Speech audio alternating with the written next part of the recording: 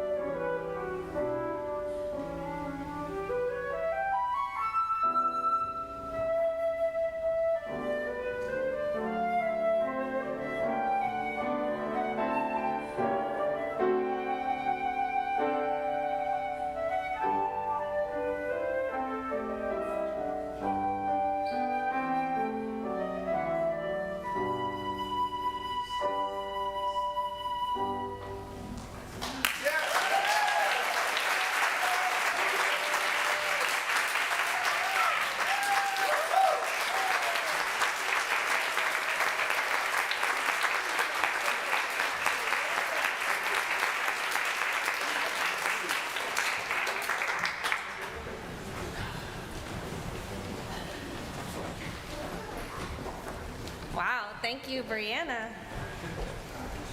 We light our chalice here in our building in Midtown, Oklahoma City, on land that was home to indigenous peoples, including the Apache, Caddo, and Wichita, on land that was taken from the Muskogee and Seminole and other removed and relocated peoples.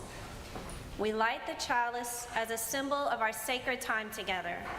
The burning chalice represents the light of reason and science, the warmth of loving community, the cleansing heat of justice, and the flame of hope. Again, welcome. I'm Reverend Diana Davies. My pronouns are she, her, and today I am wearing my red fish, blue fish, two there, two here stole in honor of our bridging students. Come into this sacred time and place. Come into this time of becoming, when all is possibility, constrained only by habit, fear, and our own stubbornness. Old, young, somewhere in between, it doesn't matter. All are changing, all are becoming. So let it be. Let us not go kicking and screaming, but smiling as we go bravely into what isn't yet, knowing only that as we go, we are not alone. Please rise in body or in spirit for our opening hymn. It's in the gray hardbound hymnal, number 110, Come, Children of Tomorrow.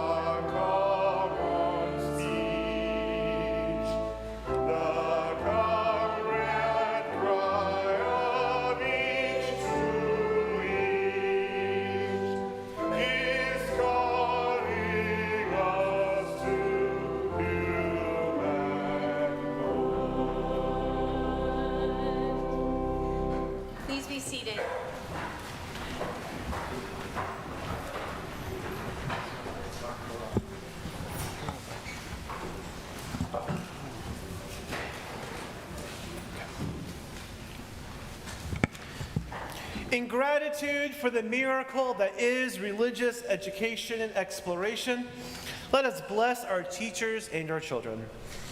Let us give thanks for the year that is ending today in our Sunday school and the summer that is beginning. Today we recognize the children and youth of this congregation and those involved in their education.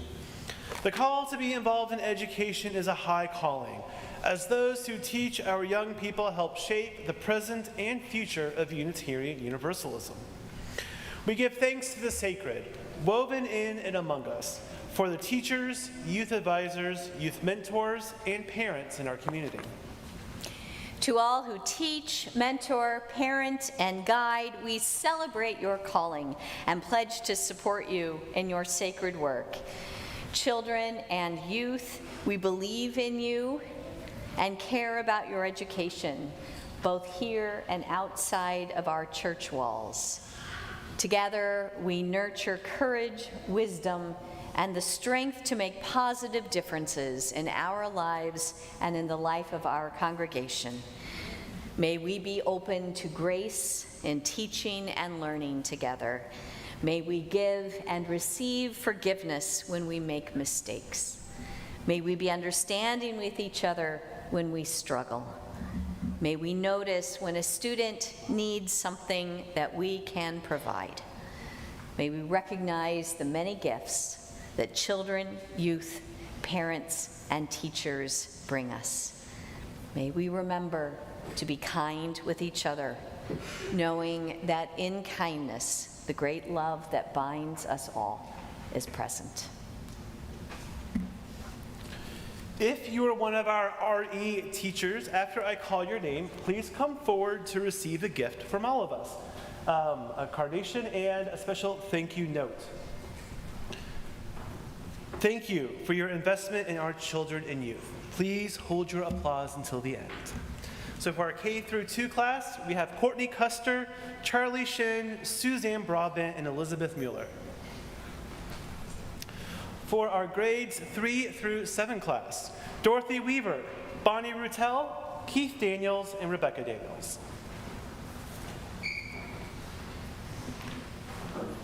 For our coming of age class, Zell Scott, Cratley Epperson, and Lori Jervis.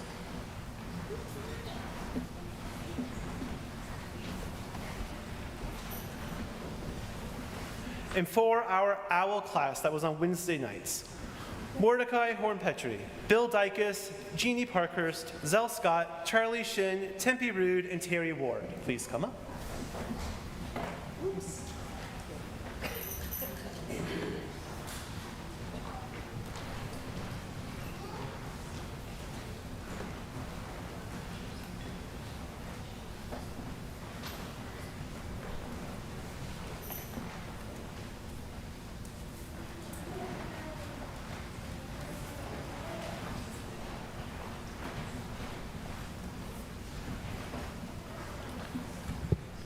Let's give all of our RE volunteers a big round of applause.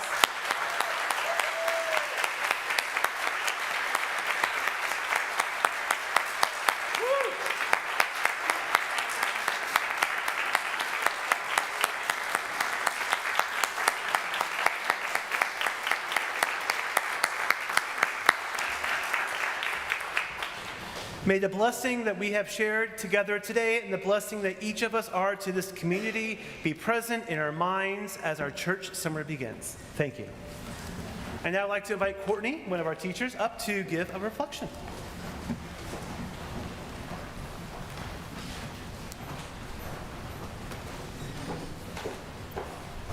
Good morning again. My name is Courtney Custer. My pronoun is she, and I'm wearing a blue shirt with a black jacket. I am one of 4 Sunday school teachers for the kindergarten through 2nd grade class here at church. Our church school year began in September and ends today with our classroom parties. And this year we used a UUA curriculum called Creating Home. And all year we focused on different aspects of home.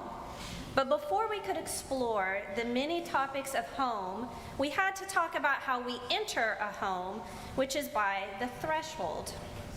We practiced crossing a threshold every class by walking a labyrinth. Every Sunday, we unfolded our labyrinth, expertly painted on a bed sheet by our DLRE. And we placed a name stone at the threshold to the labyrinth. And we made a point of intentionally crossing the threshold to then walk the labyrinth. And this signaled the beginning of our time together. The teacher notes for the first lesson asked us to think about the children and adults that had crossed the threshold into our classroom over time, and to absorb the energy and enthusiasm of those that had gone before us. I love the imagery of that instruction to the teachers. I like to visualize decades of children and teachers crossing the threshold to the kaleidoscope room, or whatever it was before it was the kaleidoscope room, eager to learn or to teach or to connect. And I wonder what those children and teachers looked like and how they dressed, what they were nervous or excited about, what friendships they made. I wonder what their lessons were about. I wonder where they went when they crossed the threshold to leave. Threshold is a word that not a lot of young children have been exposed to. It's a big word. We talked about a threshold in the literal sense as being the entrance to a space, often the plank at a doorway.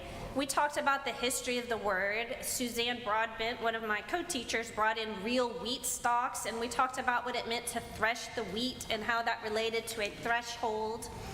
Over the course of the year, we talked about all kinds of things. We talked about beehives and the different jobs that bees have in their hive, which is their home, as well as the special jobs that we have in our homes. We learned about diverse and chosen families through the story of Tango the penguin. We learned about hospitality by inviting others into our classroom home and sharing snacks and saying grace. We learned about Islam and the Prophet Muhammad and his faith home, Mecca. We learned about so many more things, but all of them began at the beginning, which is the threshold. And now that our church year is ending, some of our students will cross the threshold into third grade next year. Others will cross into our kaleidoscope room again next year. New students will rise from preschool up the stairs. Next church year, a new set of students will show up and cross our threshold to make more crafts, sing more songs, and learn more big words.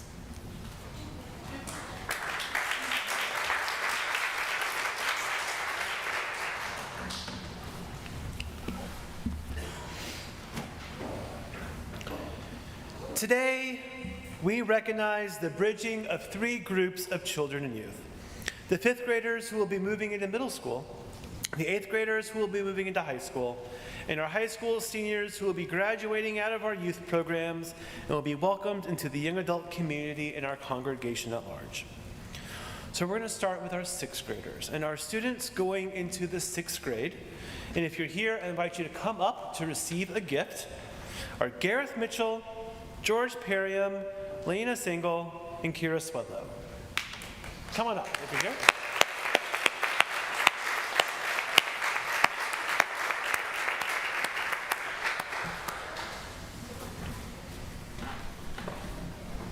All right, we'll deliver that one.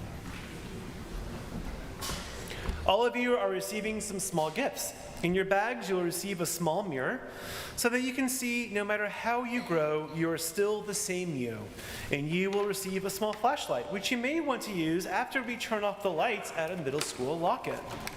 And you will receive some bubbles to remind you to breathe deeply and share your joy.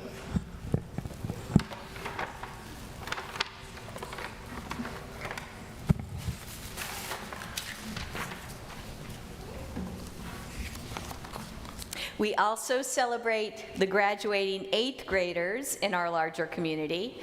Our students going into 9th grade are Guy Albright, Carson Hunter, Jacob Mitchell, Charlie Perriam, Emmett Reynolds, Myra Caldwell, Eli Hall, and Kit Rowland.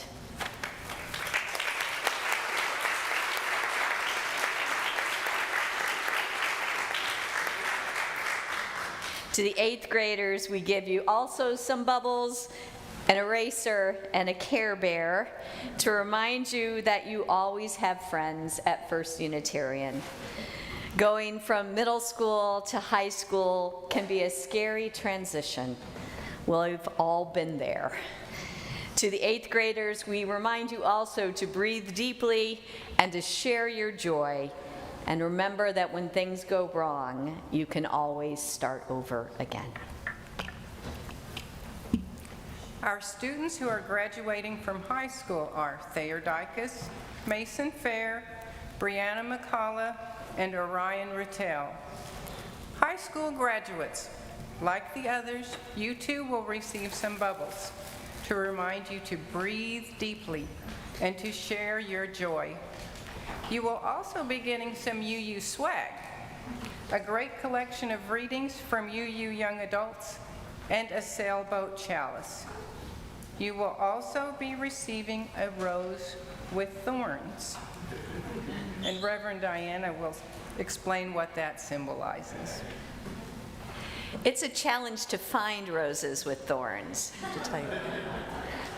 When we perform a child dedication in our congregation, we give the little child a white rose without thorns. We remove the thorns from these roses because we don't want them to hurt themselves, just as we do everything in our power to protect the children of our church community from hurtful things.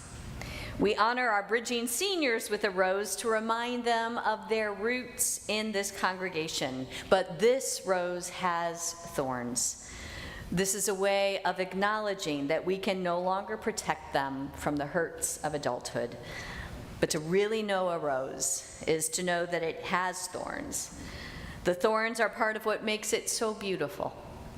And so it is that we bid farewell to these young adults, not goodbye, but just farewell, with the knowledge that as a community, we have offered them the values, decision-making skills, critical thinking, and principles that will help them to navigate a future full of thorns and of beauty. You're going to want to pull out your order. Oh, go ahead. Yeah.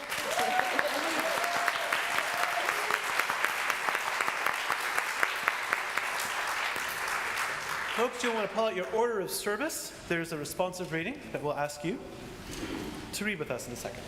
Youth, you do not need it. Don't worry. Just for the adults.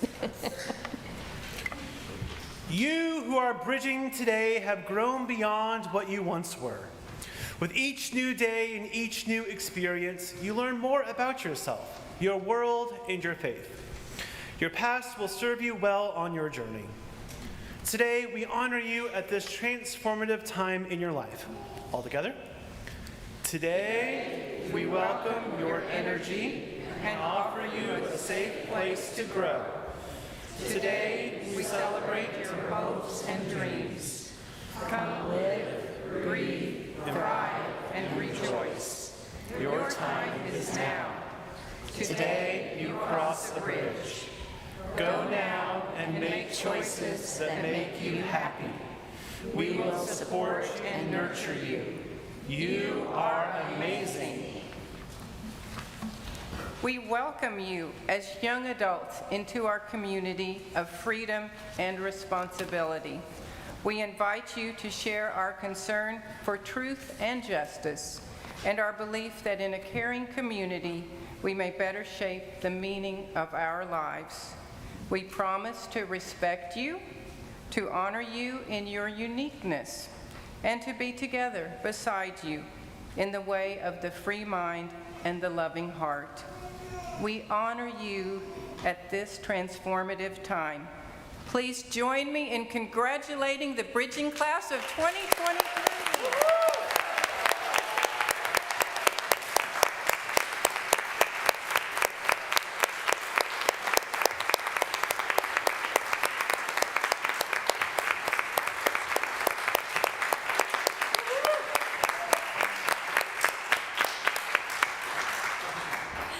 We have more to say to you, but why don't you take a seat so you're not having to stand up there. To all the youth who are bridging into young adulthood, to Brianna and Orion and Thayer and Mason, your path to this point has been both beautiful and challenging. We refer to you as bridgers because you're crossing a bridge from one stage in your life to the next. But I have to tell you something. You're not just crossing a bridge. In many ways, you are the bridge. In that sense, all along, you have been building yourselves. And in doing so, you've been building hope for a different way of living. and for a better world. For you and for others in your graduating class, high school completely overlapped with COVID. You went through every stage of it. The complete shutdowns, the 100% virtual learning, the scary masked and unmasked in between times, the ecstatic gatherings followed by the lonely quarantines, the experience of getting used to having swabs stuck way up your nose, and the return to a new kind of normal that is still and maybe always will be just normal, in air quotes. High school has always felt like a roller coaster for all of us, but for you, it was one of those monsters that flips you upside down and runs you through loops and climbs and drops at dizzying speeds. And you rode it, waving your arms in the air, sometimes laughing and sometimes screaming. Unlike many of us older folks, you know to put your faith in people more than in systems and structures. You've never known a world before April 19th or September 11th, and you were sophomores when the US Capitol was attacked by its own citizens. You've watched bullies and pathological liars rise to positions of highest power and authority, and you know better than to think the government can't fail and systems can't be corrupt. You know that in the end, it's relationships that matter. You are coming into young adulthood at a strange crossroads, where greater freedom and tolerance are met with intense backlash and repression. What you have learned so far is going to serve you well in the days ahead. There are some people out there who are going to try to keep you from deciding what happens with your own bodies. And they're going to try to tell you that healthy sexuality is pornography, but guess what? No one can ever make you forget everything you learned in L. That knowledge is yours to carry through your life. They may try to control you or shame you, but you know that you are precious and you are loved exactly as you are. You have already faced difficult times, and your response was to make music, to sing, to play sports and games, to create, to care for others, to counsel younger kids. For many of us, you are the role models. You are who we want to be when we grow up. And that includes some of us who are way, way older than you. My charge to you is that you don't stop building that bridge that is your own life, because it will be a gift to countless unknown others, a bridge to greater kindness, greater joy, greater acceptance, and understanding. And from time to time, be sure to rest, so you can enjoy the beauty of what you've built. Appreciate, wonder, and go on. Families and friends of our Bridgers, I have a charge for you, and it's easy.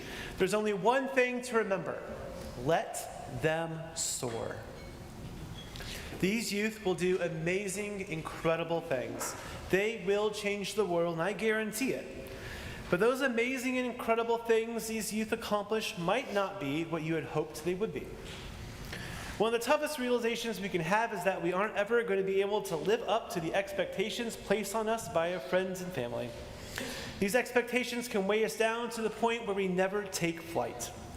You've done everything you can to prepare these wonderful Bridgers, and now it's time to let them soar.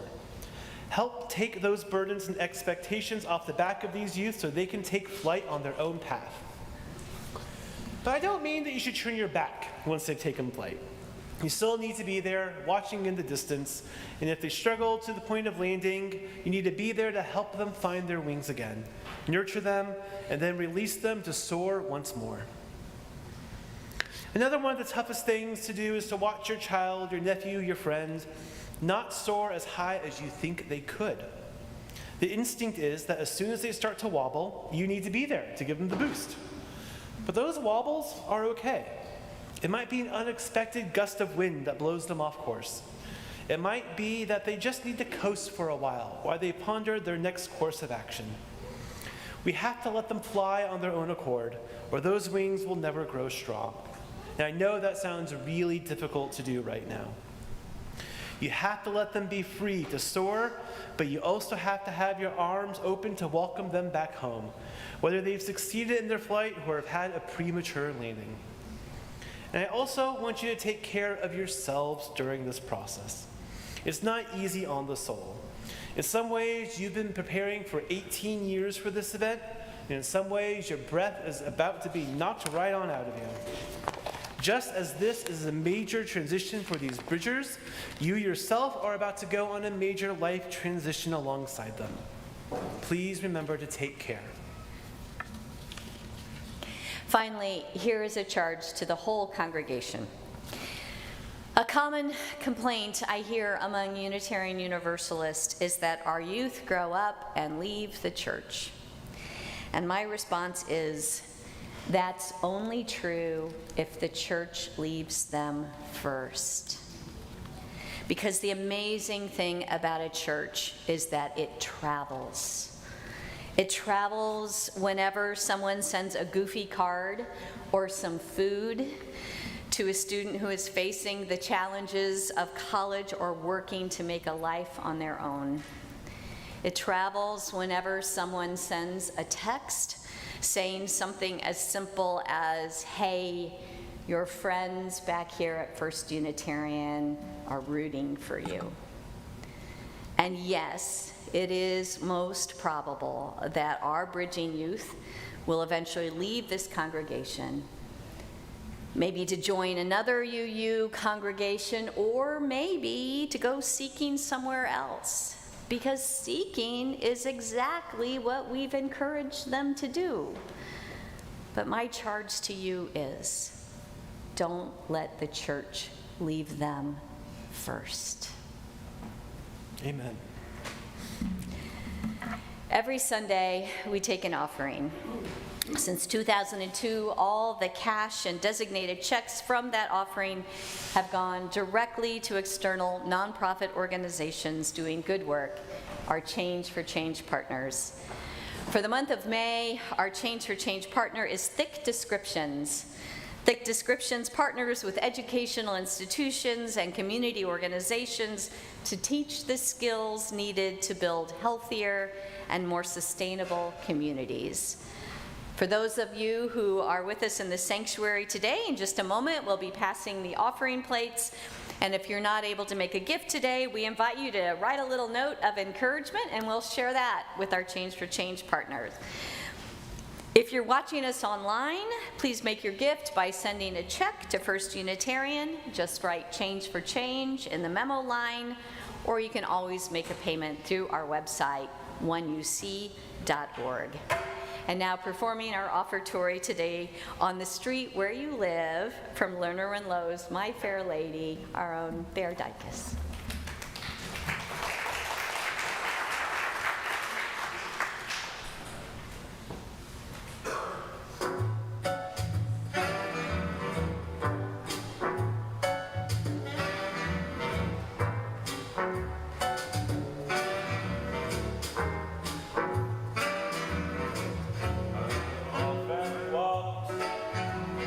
Down the street before, but the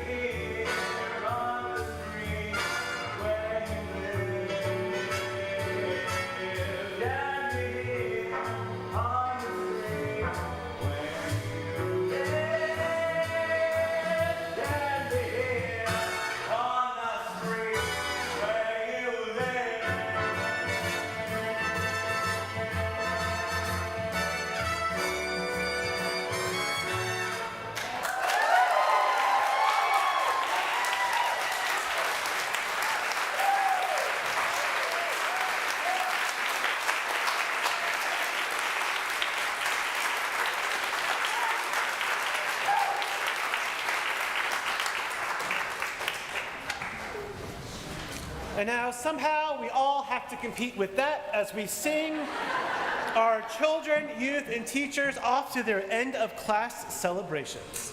So please join me in singing Buena Peace. Go.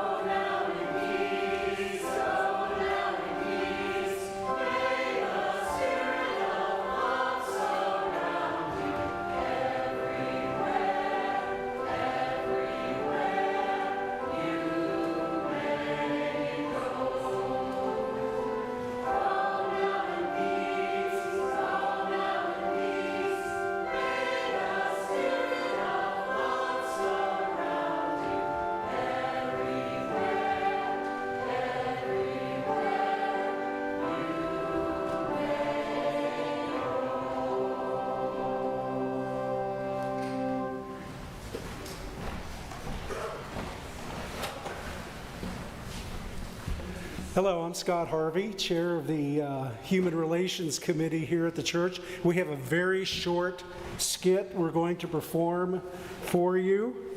You can see the different characters here. We have comm specialist Nathan. We have Doc Ebuka. And then Blake is Explorer Tim, Pilot Marlies, and Captain Diana. We see the vast expanse of space. Our spaceship, the USS Upstart, is led by a core team of professionals. And I just introduced all of the characters. So they're all in the control center. All right, everyone, it's time to begin our mission. We're embarking on a journey to explore the far reaches of space and help all sentient beings to explore the eternal, nurture community, and pursue the common good. I can't wait to see what we'll discover out there. A whole new frontier, galaxies full of new curriculi, maybe even a chalice planet for kids. Indeed. Our research could yield groundbreaking discoveries that will change the course of human history. Let me just add a little bass and rhythm.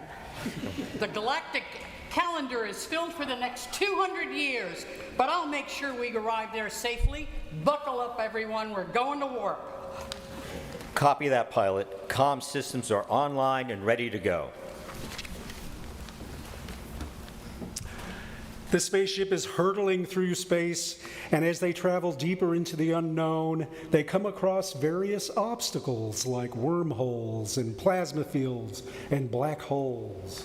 We're approaching a misogynistic meteor field, intent on managing the agency of females. Pilot, can you navigate us through it? I'll do my best, Captain. I'll have to weave our spaceship so as not to damage our warp core and nacelles. Did you see that? I narrowly avoided a collision with a large, obstinate governor. Now I hit the breeze button to capture all the data. That was a close call. We need to be careful out there. Maybe if we change up the second bar of the third system and harmonize the bumpers in the warp field. It'll work.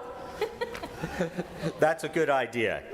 I'd also suggest we find additional members of our crew to help with ushering in new discoveries when we finally get to where we're going. Take care flying through gas clouds of the infamous gas stove nebula R55. Actually, the Health and Safety Committee have that under control. Look, over there, I'm picking up strange energy readings on my scanner. It's a spaceship full of moral morons on the star system of Omicron Despair. They're attempting to arbitrarily assign genders to all beings in the universe. Good work, but I'd also like to investigate the planet we're currently orbiting. I sense an energy field of oppression and disenfranchisement. I'll organize a visit to the galactic capital and ensure the democratic process is being followed. The spaceship orbits while a shuttlecraft lands on the surface of a nearby planet. As the crew members explore, they encounter strange creatures and unfamiliar landscapes. Fascinating. These creatures seem to be made entirely of musical energy. It reminds me of the planet Crescendo. And look at these plants. They seem to be emitting some kind of radiation. We need to get our gardening group to collect some samples and document everything they find. This could be the key to understanding the planet. I'll grab the Flora and Fauna Policy and Procedure Guide for this star system. Wait a minute. The internet is down and someone left the back hatch door open of the spaceship unlocked again. Oh well, at least our website has the latest information. Copy that, pilot. I'll gather the manuals and check the hatch. Where are those red-shirted security guys? Aren't they hatch checkers? I'll do a little improvisation here in hopes of outsmarting our new security system. Anyone remember the code for the door? The crew has returned to the ship and they continue their journey, encountering even more challenges. They must use their skills and ingenuity to overcome each obstacle. We've come too far to give up now. This is what we've trained for, so we need to keep pushing forward. There is so much more for us to see and do. I'm with you, Captain. Let's show the universe what we're made of. As the USS Upstart continues on their space journey, we're left to wonder what incredible discoveries and adventures await the intrepid crew. The end. The end.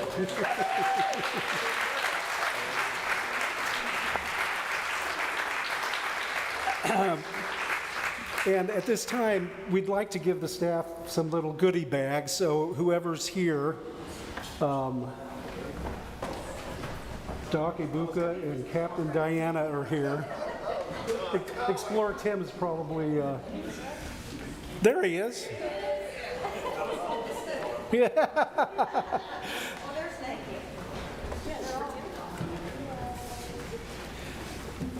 We just wanted to give a token of our appreciation for all of the hard work and inspiration that the staff has given us this year. There's in each bag a star journal, a bookmark, gift card to Saturn Grill. There's some snacks, Star Crunch, Starburst, and Milky Way bars. And, you know, we want to thank Marlise and Nathan. Together, they were fully responsible for the success of this year's auction, which raised the full $15,000. Marlise also managed a lot of the canvas, including the cleanup, followed up with members on their annual pledge, which is, I tell you what, it's a big job. And is also helping to update the church website, so thank you so much, Marlise.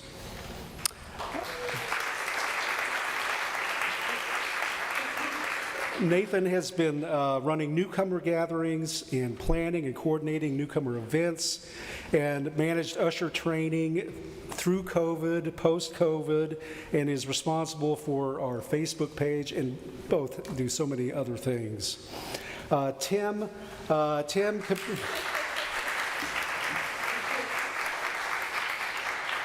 Tim completely revived our OWL and coming of age programs with innovations like an OWL parents group, oversaw the growth of the RE program. We now have over 50 kids and youth registered, and it's growing at a time when it's not growing for many other congregations. He's played a leadership role in the national level, and also serves on the Religions United Committee and Oklahoma Faith Network Board, and is a recognized social justice leader in our community. He's well known at the Capitol. Yes. Ibuka revived and grew the First Unitarian Choir in less than a year. He imagined and brought to fruition the Winter Solstice concert. He brought in top-notch musical guests for the solstice and the special Easter service and other services, and also offered small group lessons to people who need it. Reverend Captain Diana planned and executed creative and meaningful worship services to feed our spirits, including neat little rituals and stuff.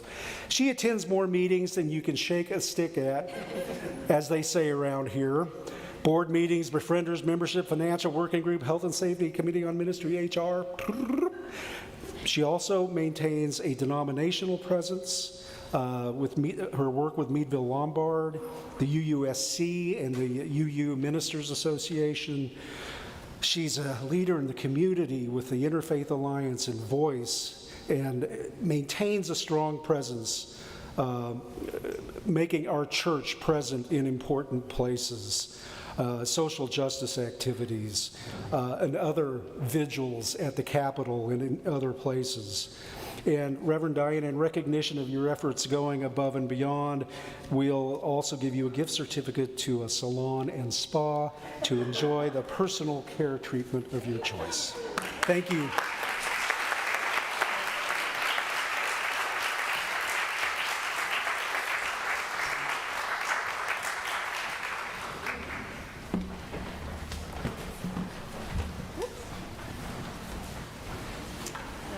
Thank you, everybody. Let's see, I only see a few red shirts out there. You better be careful.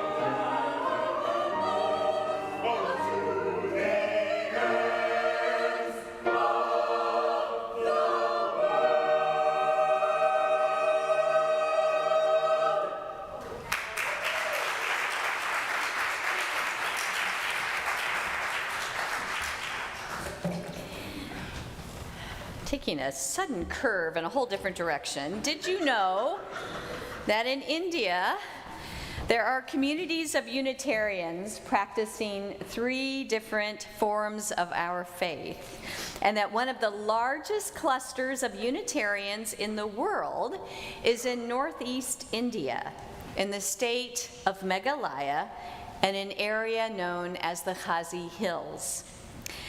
Someday I would love to tell you more about the Khasi Hills Unitarians, but in the interest of time, today I want to just go ahead and talk about one particular feature of their culture, which is the building of living bridges.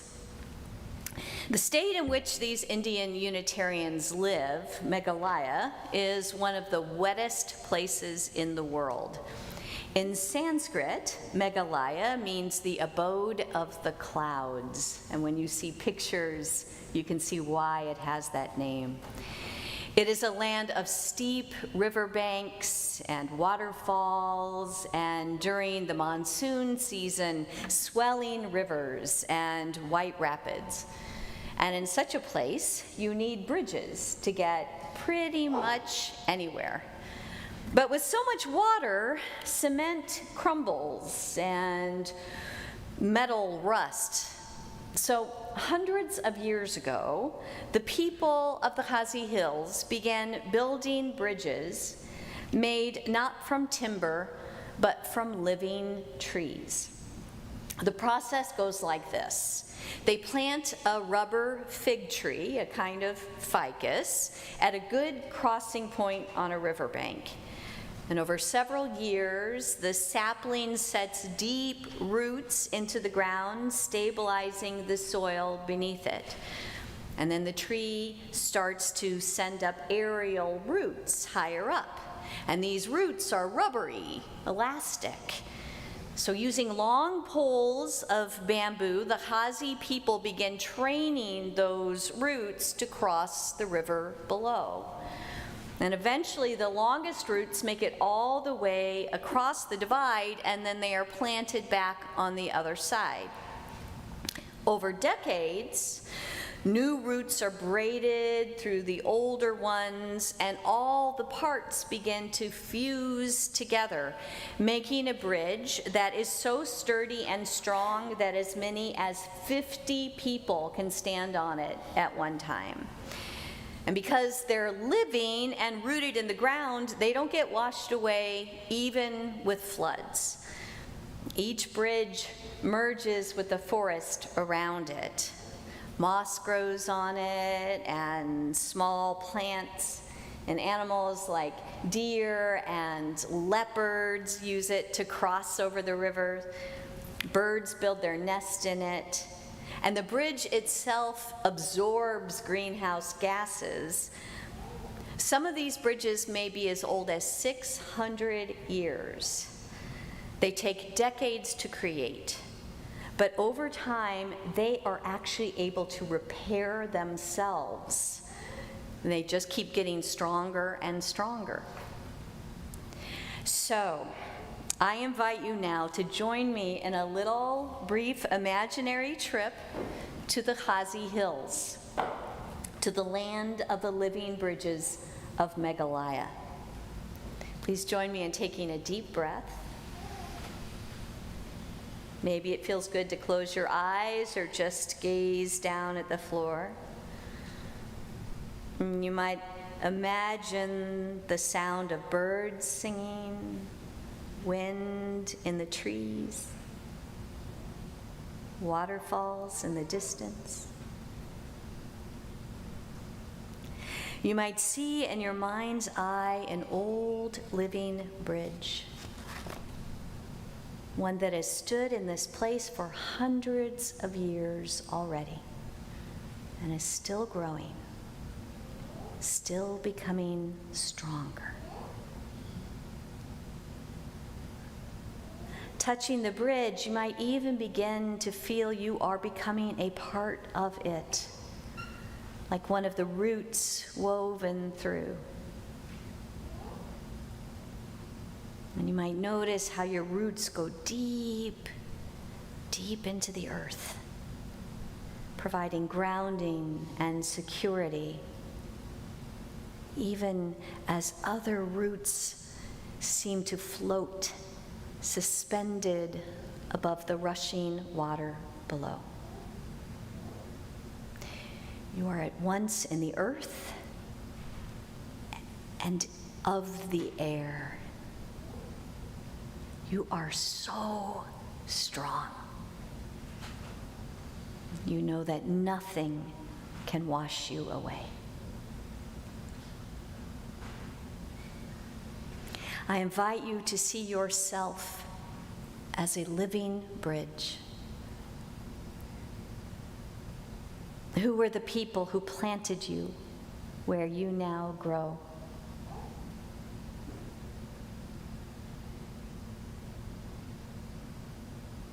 Who were the people who lovingly braided your roots, setting them into a pattern stretching across space and time?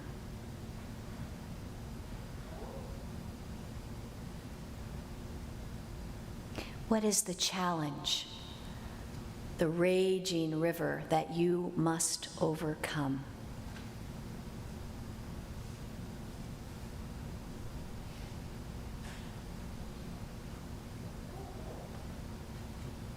Who are the people who need your help to cross over that raging river, to overcome that challenge? For whom are you a bridge to the other side?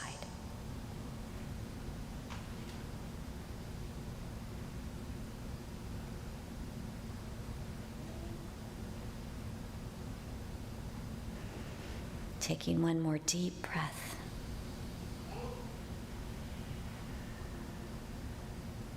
You might return to that distant sound of waterfalls and bird song and wind in the trees. And then bring awareness back to your own breath, to what surrounds you, and opening your eyes.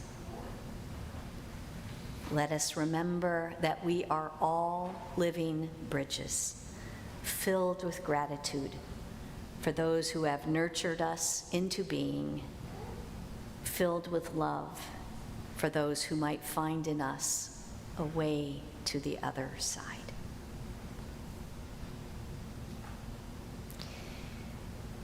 Please rise in body or in spirit as we sing our closing hymn in the gray hardbound hymnal. It's number 138, These Things Shall Be. We are going to be taking the first and the fourth verse, 1 and 4.